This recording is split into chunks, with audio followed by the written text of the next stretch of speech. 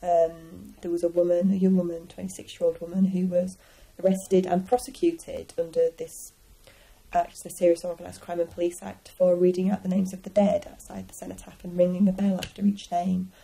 Mary Ann Evans, she's called. She was prosecuted for that and fined £1,000.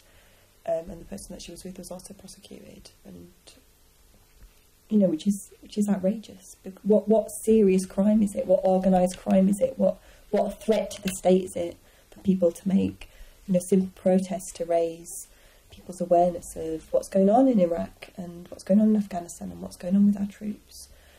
So that's one way. There's other frightening ways as well.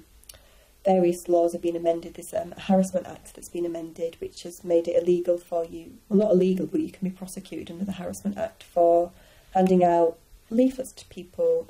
And literally, if I hand out 2 leaflets to 2 different people, asking them either to do something or not do something, which is normally the point of a political leaflet, then you can be prosecuted for harassment. So there's lots of different laws that curtail our civil liberties in ways that are quite frightening.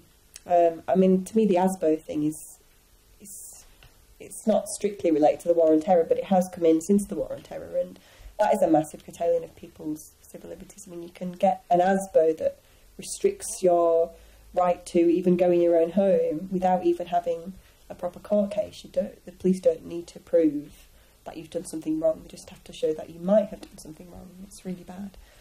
In a similar way, Muslims particularly have had their... Muslims and people who have not got British residency have had their civil liberties severely constrained. They can be locked up indefinitely. They don't even have to know the charge against them.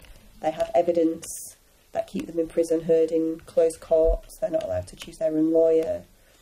People have been locked up in Belmarsh under terrible conditions for years and years and years, and this is allowed to carry on, in a supposedly democratic and civil country.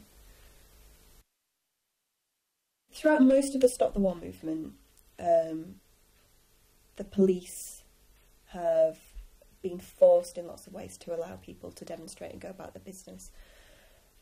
Before the Stop the War movement started, when there were big demonstrations, the police behaved very badly. For example, in the 2001 demonstration on May Day in London, demonstrators were corralled into Oxford Circus and kept there for hours and hours and hours. Illegally detained by the police, and not let go to the toilet. People who were just out on getting a sandwich for their lunch break were kept there.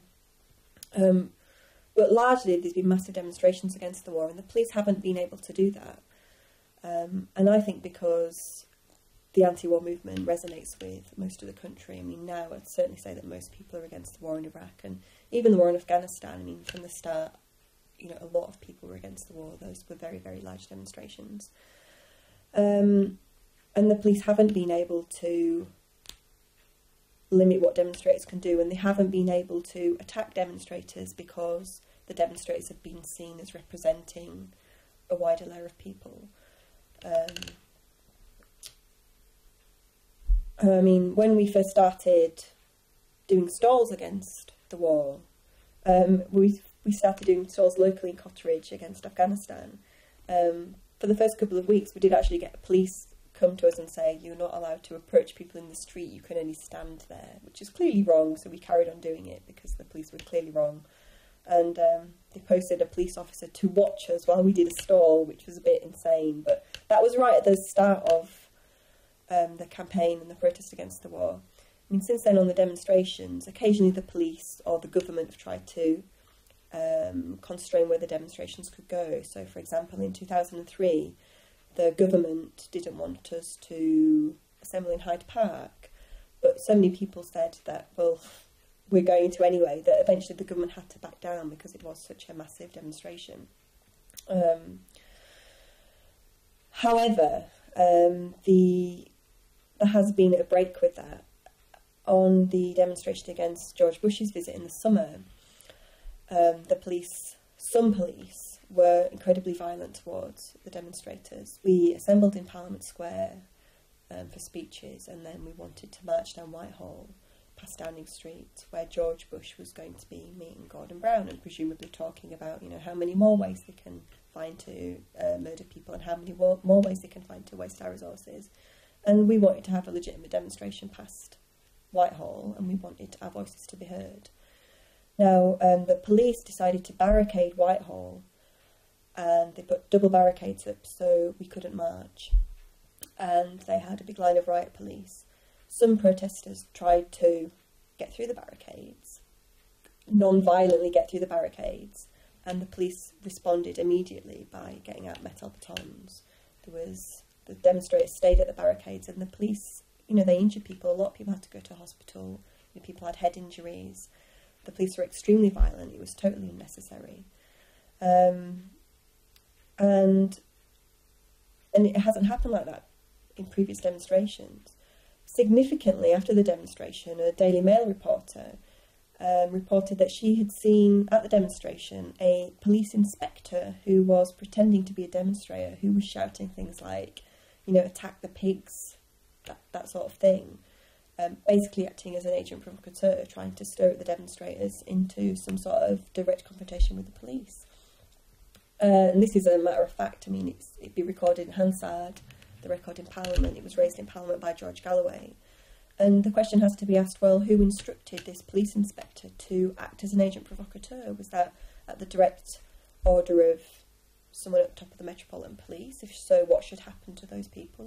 Was it at the request of the government? Why was there an agent provocateur, and why do more people not know about this? It's absolutely despicable that the police have tried to discredit the Stop the War movement in this way. But I think the only reason the police could behave like this, the only reason they thought they could get away with this, is because we needed more people demonstrating at the time. There's only 2,000 people demonstrating, which is quite small for a Stop the War demonstration. I think if there'd been more people, then the police would have had to back down.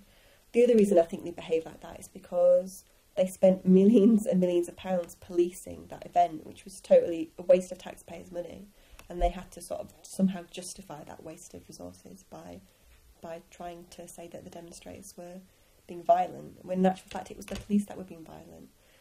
And protesters have been harassed, that were on that demonstration, have been harassed by the police since. There was a demonstration, an anti-Nazi demonstration the week after, and some protesters were picked up by the police on the anti-Nazi demonstration, who the police had taken a picture of on the Stop the War demonstration, which is absolutely outrageous.